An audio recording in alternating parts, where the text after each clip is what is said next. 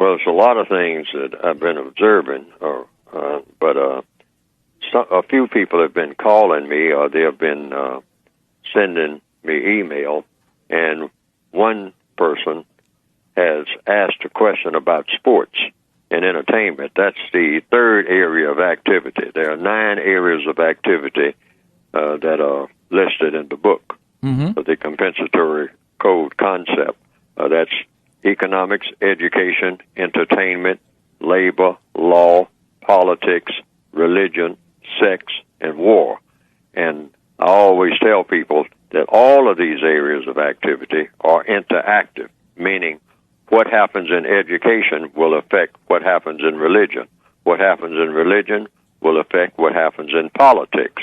What happens in politics will affect what happens in education and in economics and in sex, and on and on and on. All things that people do each and every day are interactive. The labels will say, well, for example, a person will say, well, are you in the field of education? Well,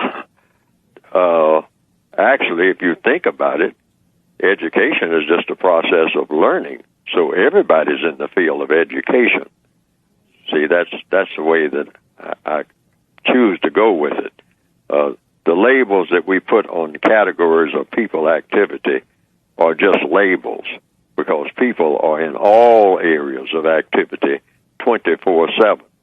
They're operating in all these areas, particularly if you include the area number 9, which is war.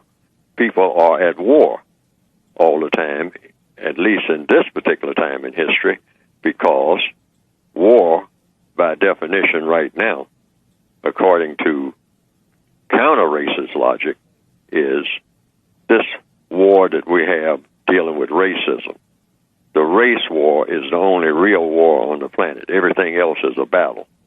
But I explain all that in the textbook for victims of racism, which people can get if they punch into the computer, producejustice.com.